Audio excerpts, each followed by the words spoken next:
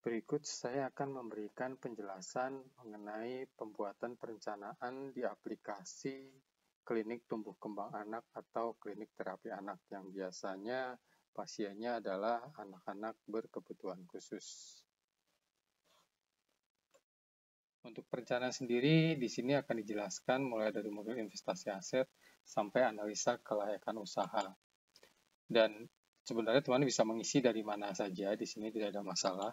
Jadi di sini saya akan menginformasikan cara pengisian mulai dari asumsi pengeluaran aset. Yang dimaksud aset di sini adalah yang mempunyai nilai jual kembali, sehingga nanti akan dihitung penyusutannya secara otomatis. Ya. Di sini teman-teman bisa mengisikan aset-aset yang rencananya mau dibeli, apakah itu berhubungan dengan terapinya langsung maupun sebagai kelengkapan dari tempat usahanya. Jadi teman-teman bisa mengisikan nama asetnya di sini, mereknya jika ada, kemudian jumlah pembelian. Sebagai contoh ini ada jumlah pembelian 10 set, kemudian yang kedua bola terapi 10 set, dan seterusnya. Kemudian di sini bisa diisikan harga satuan ya. Jadi bisa juga mengedit dari aplikasi yang sudah diisikan contoh ini. Kemudian setelah mengisi, ini yang harus diperhatikan adalah pengisian rencana transaksi keuangannya. Jadi sebagai contoh di bagian atas ini ada 10 set semuanya dibeli di bulan pertama. Tapi ini tidak menutup kemungkinan misalnya ada 5 set yang dibeli di bulan pertama. Jadi tinggal diedit seperti ini. Kemudian ada 5 set lagi dibeli di bulan ketiga. Atau jika seandainya ada transaksi yang melibatkan DP dan tidak dalam 1 bulan, teman-teman bisa mengisikan, misalnya ini kan total 60 juta. Misalnya beli 10 juta dulu sebagai DP ya, kemudian sisa 50 jutanya di bulan ketiga. Ini misal, jadi pengisian seperti itu. Nah, kemudian setelah itu harus dipilih sampai bulan berapa transaksi yang melibatkan modal. Jadi tidak semua yang aset dibeli di sini adalah merupakan bagian dari modal. Jadi sebagai contoh di sini yang merupakan bagian dari modal adalah dipilih di baris ke-8 ini sebagai ya. Jika tidak, bukan merupakan bagian dari modal, bisa dipilih tidak atau dikosongkan. Asumsinya ini tadi kan ada perubahan, tapi itu bagian dari modal bisa diisi di sini ya juga. Tapi jika seandainya nanti ada pembelian baru, misalnya ada beli komputer 2, kemudian beli lagi komputer, atau di sini dibuat 3, tapi yang satu lagi dibelinya nanti di bulan kelima misalnya, dan itu bukan merupakan bagian dari modal. Bisa ditulis seperti ini, tapi di sini tidak dimasukkan ke bagian dari modal. Total nilai aset ini nanti akan muncul sebagai bagian dari permodalan di bagian investasi aset ini. Ya. Oke, balik lagi ke aset. Setelah pengisian ini, teman-teman jangan lupa memilih kategori yang tepat untuk masing-masing aset ini. Karena kategori ini akan dijadikan acuan dalam penghitungan penyusutannya. Jadi kalau kita masuk kalkulator penyusutan, itu dasar perhitungan penyusutannya adalah berdasarkan kategorinya. Kemudian akan dihitung rekapnya berdasarkan kategorinya di beban penyusutan di laba rugi dan juga di neraca. Ya, akan dihitung secara otomatis di sini. Itu berdasarkan kategorinya. Itu untuk pengisian bagian investasi aset. Setelah aset kita bisa masuk ke investasi yang non aset. Investasi non aset ini adalah sifatnya yang one time. Jadi uang sebenarnya biasanya masuk kategori beban operasional, tapi hanya satu kali di depan biasanya. Jadi bukan satu yang sifatnya kontinu, atau yang memangnya sifatnya kontinu tapi bayarnya di satu waktu. Contoh paling mudah adalah misalnya bayar asuransi mobil 3 tahun bayar di depan. Atau di contoh ini ya membayar kontrak ruko selama 1 tahun, ya bayarnya di depan. Tapi sebenarnya kalau dalam perhitungan laba ruginya, ini dihitungnya tidak nilai ini ditaruh di depan, tapi dibagi dulu per bulan. Jadi sebagai contoh, ini saya ngambil satu contoh saja. Ini beban sewa tempat. Kontrak ruko 1 tahun nilai 90 juta.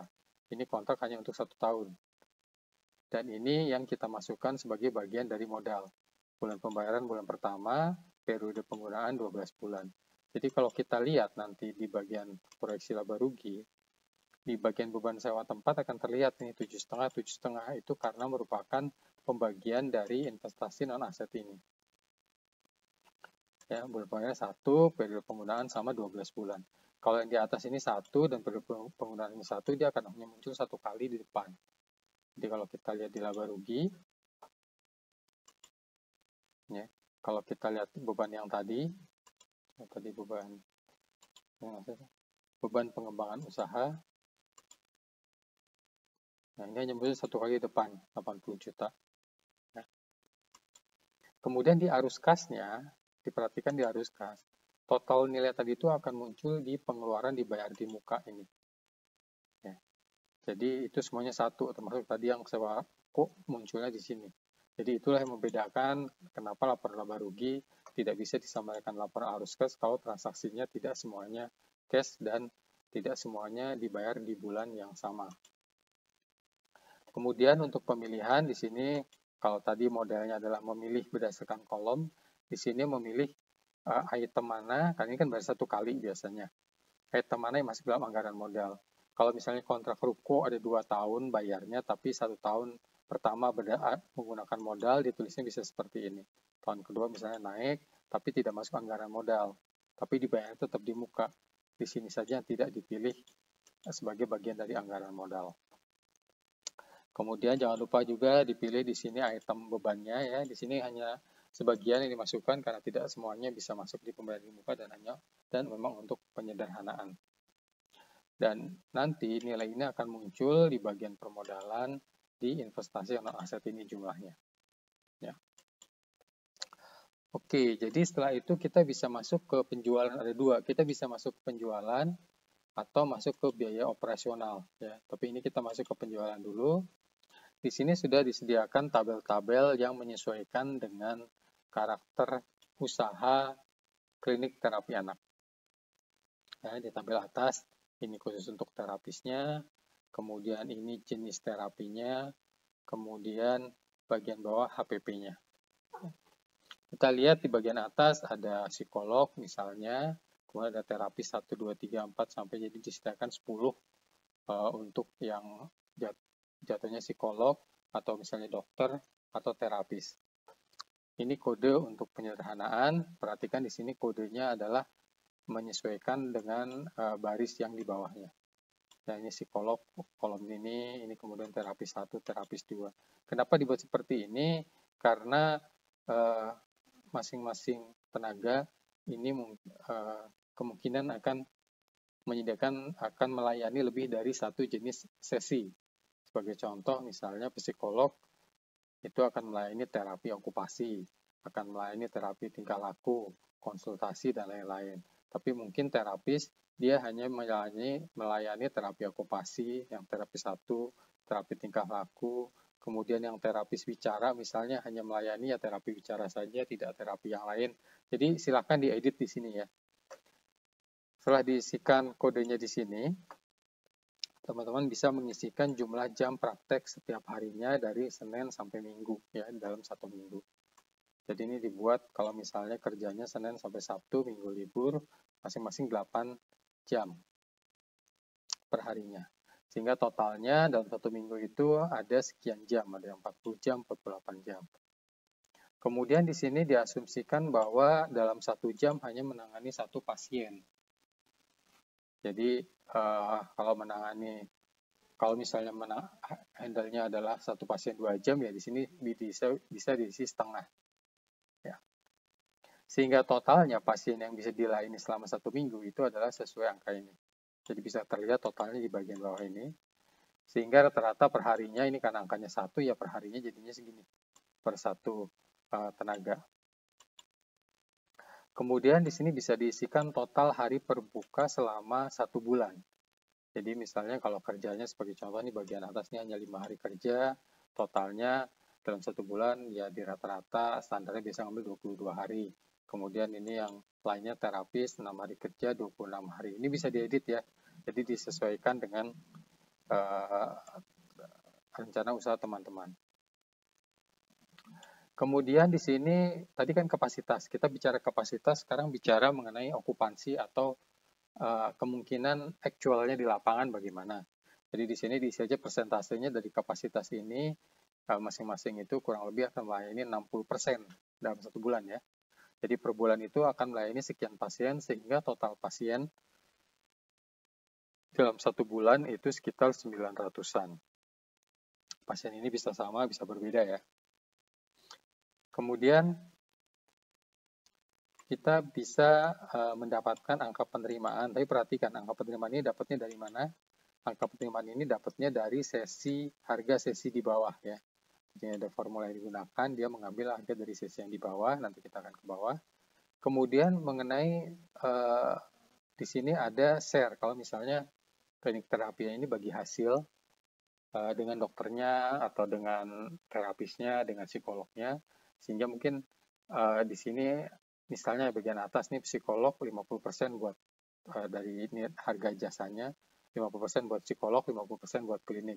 Sedangkan terapisnya bekerja semuanya dibayar gaji bulanan oleh kliniknya. Jadi hanya dapat komisi saja misalnya. Jadi dia tidak dapat bagi hasil dengan dari jasanya.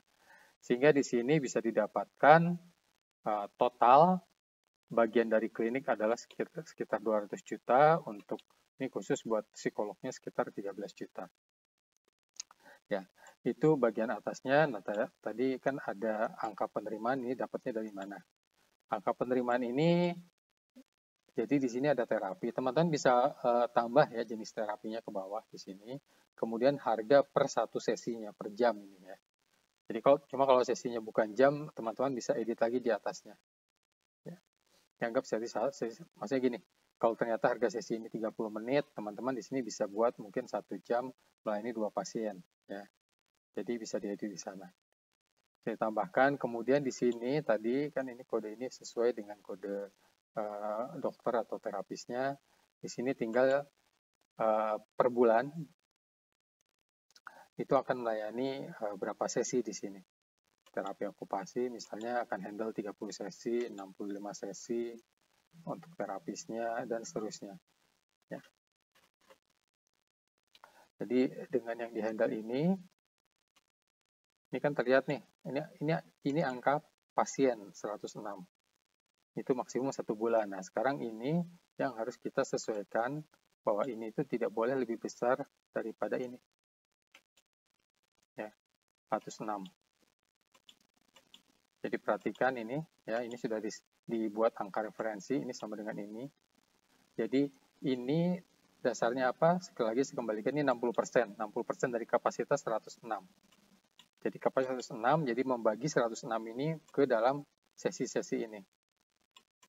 Ini 125. Ya, 125.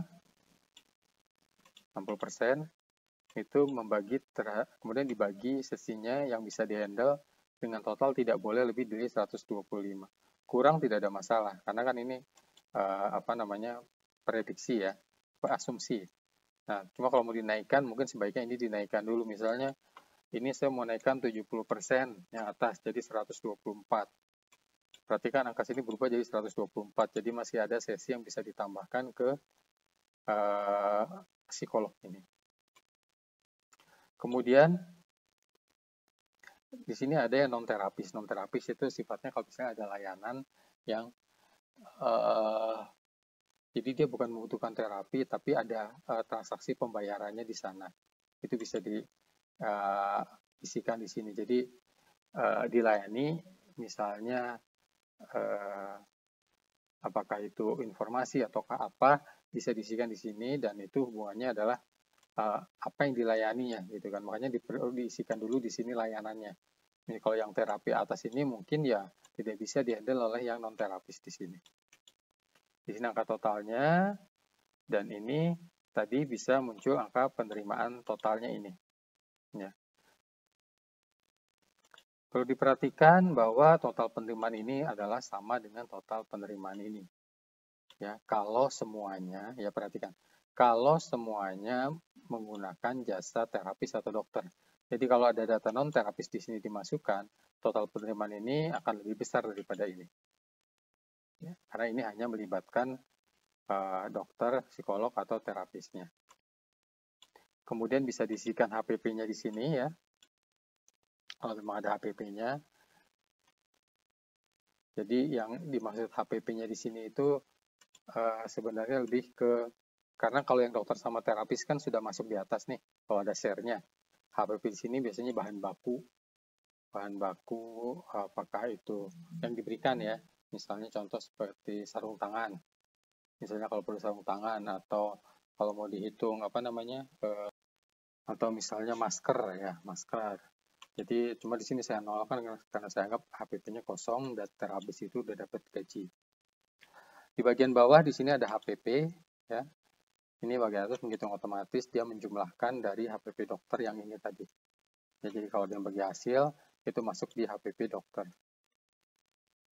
Yang ini. Kemudian di bawahnya ada HPP lain-lain, ini perlengkapan dokter, ini 0. Kemudian HPP obat-obatan, ini juga. Ini rumusnya bisa dirubah ya, karena nggak apa namanya, tidak terlibat langsung dengan, bisa nolkan saja. Rumusnya tidak terlibat langsung dengan aplikasi dengan tabel di atas. Jadi bisa diisikan HPP tambahan yang teman-teman rasa itu adalah bagian dari biaya langsung untuk jasanya. Ya. Dan jangan lupa juga pada saat pengisian ini di sebelah kiri ada kategori pendapatan yang harus dipilih. Jadi harus setiap apa namanya sesi ini harus dipilih kategori pendapatannya. Kemudian untuk kategori HPP harus dipilih kategori HPP-nya. Kalau ingin dirubah nama kategorinya, teman-teman masuk ke format laporan di bagian bawah. Di situ ada nama pendapatan, di sini ada nama HPP.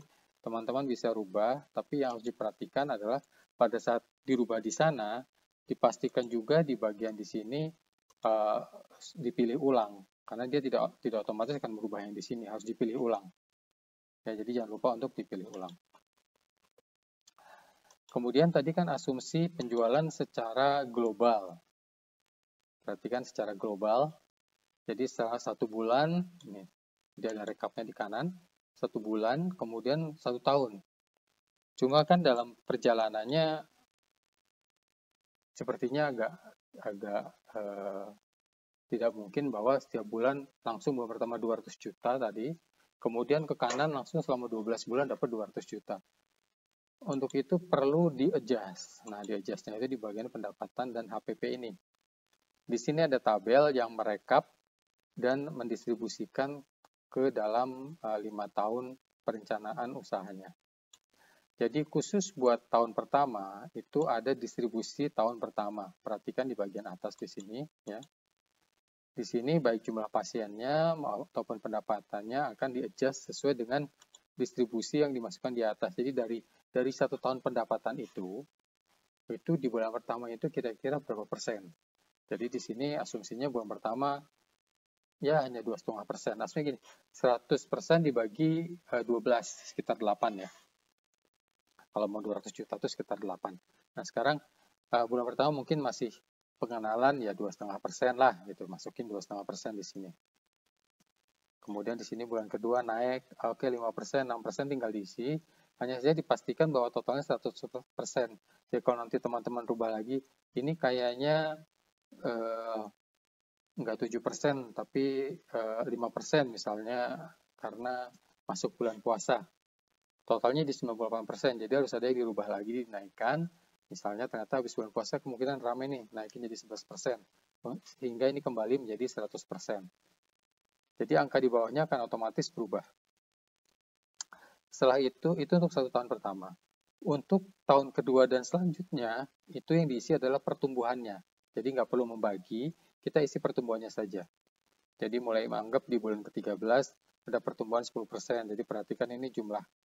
Kita lihat kiri pendapatan konsultasinya naik ada 36 kali atau dari 32 ke 36, 261 ke 287.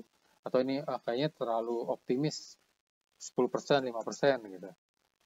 Jadi berubah lagi angkanya. Kemudian sebelah kanan juga bulan ke-14 itu terhadap bulan sebelumnya. Bulan ke-15 anggap wah ini kayaknya tidak ada pertumbuhan nih, bulan ke-15 ada bulan sebelumnya. Sama saja 0%. Ya.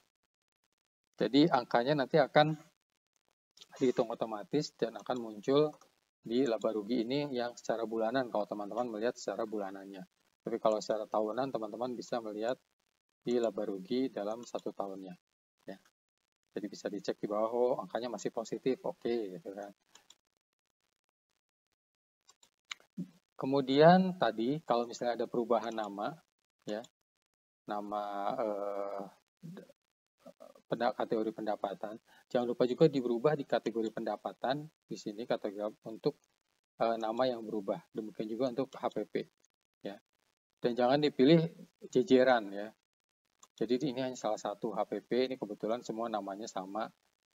Demikian juga sebelah kiri kebetulan namanya sama. Jadi hanya harus dipastikan bahwa namanya tetap sama. Jadi kategori ini dan ada di format laporan keuangan. Jadi kalau misalnya kita rubah di sini namanya, misalnya dari pendapatan produk terapi menjadi pendapatan produk saja, itu di sini harus dirubah tadi. Baik di penjualan, ya, ada pendapatan produk apa tidak di sini. Oke. Tidak ada. Kemudian di sini pendapatan HPP. Nah, ini pendapatan produk terapi. Dia menjadi merah karena dia tidak ada nama akunnya. Ini harus diganti lagi menjadi pendapatan produk. Kebetulan di sini belum ada asumsi pendapatannya berapa.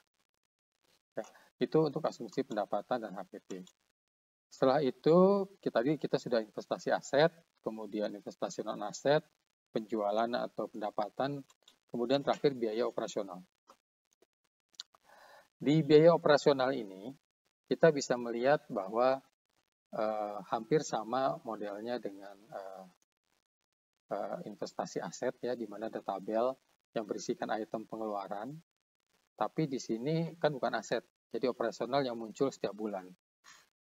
Simpelnya biasanya kalau bikin rencana keuangan, total biaya operasional satu bulan adalah misalnya 50 juta. 50 juta langsung kali 12. Di sini diberikan fleksibilitas di mana transaksi kasnya bisa disesuaikan dengan realitas di lapangan nanti. Jadi misalnya sebagai contoh ini ada tenaga nih, manajer terapis 7. Rekrutmen terapisnya mungkin nggak langsung semuanya di depan, tapi misalnya satu. Kemudian nilainya juga tidak langsung semuanya besar gitu kan. Jadi bisa diisikan di sini misalnya tadi terapis per bulan 5 juta satu orang. Oke. Jadi ini kita buat sekarang bulan ini 5 juta, bulan berikutnya sudah 2 terapi 10 juta. Ya, 10. Kemudian bulan keempat sudah mulai ada 7 orang, jadi 35 juta. Ya. Kurang lebih seperti itu. Jadi dibuat menyesuaikan dengan, atau misalnya kalau tadi ada pembangunan dulu, renovasi, misalnya butuh 2 bulan, ya berarti ini semuanya di shift ke kanan, misalnya karena belum ada transaksi, ya. Di shift ke kanan, ini saya coba shift ke kanan, anggap aja ini 0.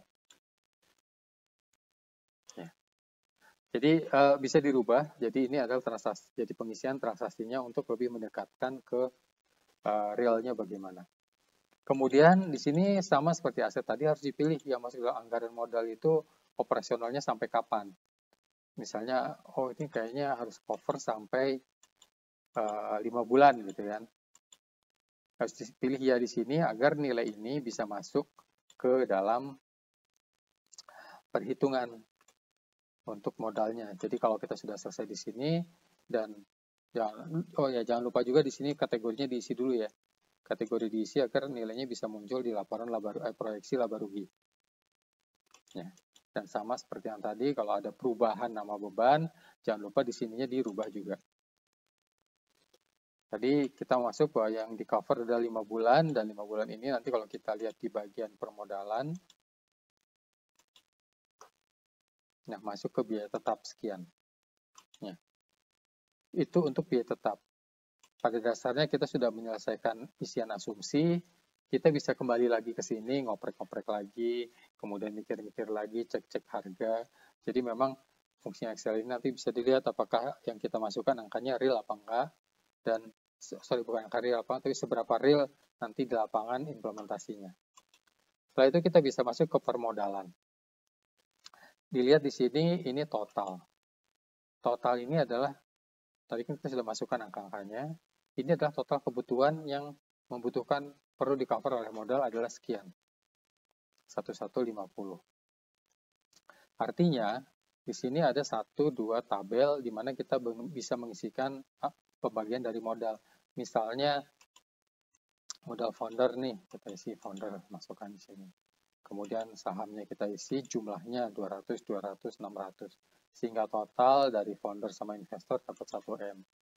Kemudian rencananya akan kita mengajukan pinjaman, diisikan di sini nama banknya, bunganya, tenornya, dan jumlahnya. Nanti ini akan dihitung secara otomatis di kalkulator pinjaman yang videonya teman-teman bisa lihat di video yang lain. Yang jangan dilupakan agar ada perhitungan secara transaksi kasnya adalah di sini diterimanya bulan berapa. Di sini kita bisa milih bulan 1, bulan 2, bulan 1. Dan nama bulan ini ya, kalau misalnya kita rubah nantinya di depan, jadi misalnya kita masuk data usaha, ini dirubah, yang di data tadi juga harus dirubah di permodalan. Dari bulan 1 harus kita pilih bulan Januari. Ya, harus dirubah juga. Jadi jangan sampai nanti, loh, kenapa setelah saya rubah bulan kok data-data permodalan tidak masuk? Karena di sini dia tidak berubah secara otomatis, harus disesuaikan sendiri. Ya, ini saya kembalikan dulu.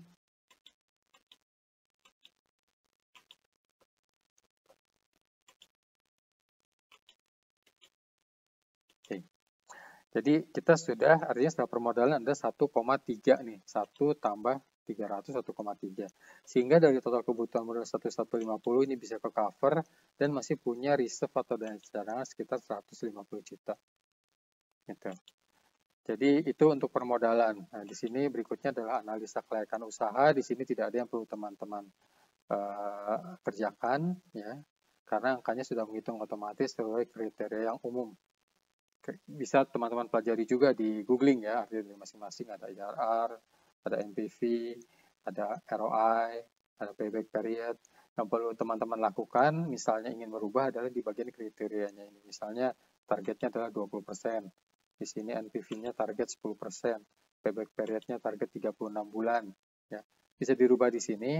Ini nanti hanya untuk memunculkan parameter warna yang akan teman-teman bisa lihat di depan. Ini warnanya berdasarkan kriteria tadi. Kalau misalnya hijau ya berarti seluruh kriteria terpenuhi, tapi jangan terlalu terpengaruh dengan karena kriteria itu sifatnya subjektif. Ya. Yang terpengaruh, wah ini semua hijau berarti bagus, tapi ini kan kriterianya ini. Kalau kriterianya dibuat lain lagi, ya hasilnya mungkin lain lagi. Asumsinya lain lagi, hasilnya lain lagi. Jadi itulah fungsi dari Excel ini, di mana teman-teman bisa mengisikan berdasarkan asumsi, mengubah-ubah setiap waktu. Ya.